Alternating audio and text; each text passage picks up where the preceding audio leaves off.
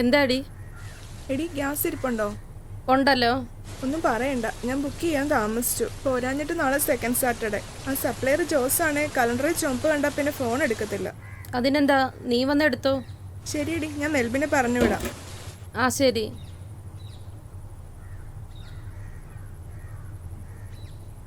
ഇന്നത്തെ കോവിഡ് കണക്കുകൾ വന്നിരിക്കുകയാണ്. രോഗവ്യാപനത്തിൽ യാതൊരു തരത്തിലുള്ള കുറവും ഇന്നും ഉണ്ടായിട്ടില്ല എന്നുള്ളത് തന്നെയാണ്. 30 പുതിയ ഹോട്ട്സ്പോട്ടുകൾ സംസ്ഥാനത്ത് വന്നിരിക്കുന്നു. ഇങ്ങനെ രോഗികളുടെ എണ്ണത്തിൽ വലിയ വർധന ഇന്നും രേഖപ്പെടുത്തിയിരിക്കുന്നു എന്നുള്ളത് തന്നെയാണ് ഏറ്റവും പ്രധാനപ്പെട്ട. ചേട്ടാ, സിമി വിളിച്ചായിരുന്നു. എന്താ? അവരുടെ ഗ്യാസ് തീർന്നെന്ന്. ആ ഗ്യാസ് ഊറ്റിന്നെടുത്ത് വെളിയിൽ വെച്ചേക്ക്. മെൽബിൻ വരും. ആര്? മെൽബിനാ? ആ, മെൽബിൻ. അവൻ എന്തിനാ വരുന്നത്? അവൻ കണ്ടെയ്ൻമെന്റ് സോണല്ലേ?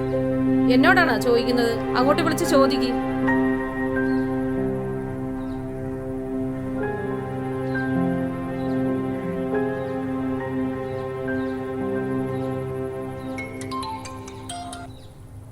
ഹലോ. ഡാ, നീ വീട്ടിലില്ലേ? ഉണ്ടല്ലോ. പിന്നെ എന്തിനാ കണ്ടെയ്ൻമെന്റ് സോണിലെ മെൽബിനെ ഗ്യാസ് എടുക്കാൻ പറഞ്ഞു വിടുന്നേ? ഗ്യാസ് എടുക്കാൻ നീ വന്നാ മതി. അല്ല പിന്നെ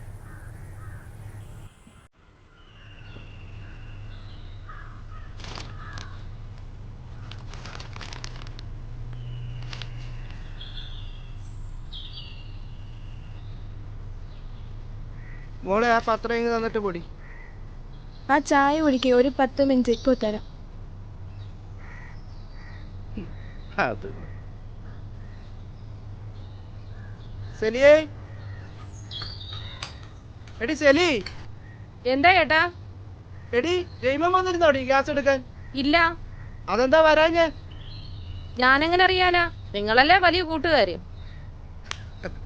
അത് ശരിയാണല്ലേ. ആഷ്ലി, പപ്പയുടെ ഫോണിങ്ങോട്ട് എടുത്തേടി. അവൾ എണീറ്റില്ല. എങ്കിൽ നീ എടുക്ക്. ഈ പപ്പയുടെ കാര്യം.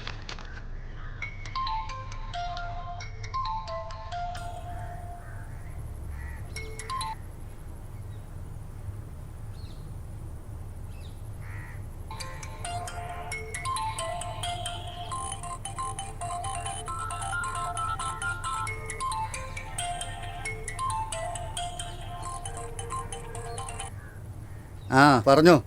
നീ എന്താ ഗ്യാസ് എടുക്കാൻ വരാഞ്ഞ? അത് കിട്ടി. എവിടുന്ന് കിട്ടി? അത് കിട്ടിയെന്നല്ലേ പറഞ്ഞത്. നീ ഫോൺ വെക്ക്.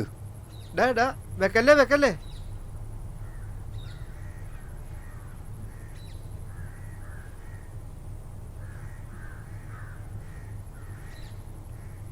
എടി, ജയ്മോൻ എവിടുന്നോ ഗ്യാസ് ഒപ്പിച്ചെന്നു. എവിടുന്ന്? ആ, എനിക്കറിയില്ല. നിങ്ങളങ്ങനെ പറഞ്ഞപ്പോഴേ തോന്നിയതാ മൊത്തം കുളവാക്കുമെന്ന്. ഞാൻ എന്ത് പറഞ്ഞെന്നാ നീ പറയുന്നത്? കണ്ടെയ്ൻമെന്റ് സോണിലുള്ള അവന്റെ അളിയൻ വന്ന് ഗ്യാസ് എടുക്കണ്ടെന്ന് പറഞ്ഞു. അതിലെന്താ തെറ്റി? റെഡ് സോണിലും കണ്ടെയ്ൻമെന്റ് സോണിലും ഉള്ളവരൊക്കെ ഇങ്ങനെ കറങ്ങി കിടക്കാനാണ് എന്തിനാ ഈ നിയന്ത്രണങ്ങളൊക്കെ? നിന്റെ അമ്മ മരിച്ചിട്ട് പോലും നമ്മൾ ആരോടും പറഞ്ഞില്ല. ഞാൻ അങ്ങനെ പറഞ്ഞതിനാണ് അവൻ പിണങ്ങിയതെങ്കിൽ അങ്ങ് പിണങ്ങിക്കോട്ടെ. ഒരു കാര്യം മനസ്സിലായി, ഈ പറയുന്നതൊക്കെ നമുക്ക് വേണ്ടിയിട്ടാ. കൈവിട്ടു പോയാൽ പിന്നെ നോക്ക് നിൽക്കാനേ ഗവൺമെന്റിന് പറ്റും. അതോർത്തു. പപ്പ, ഇത് കണ്ടോ? മാരാരിക്കുളം തെക്കു പഞ്ചായത്ത് മുഴുവൻ കണ്ടെയ്ൻമെന്റ് സോൺ ആക്കി.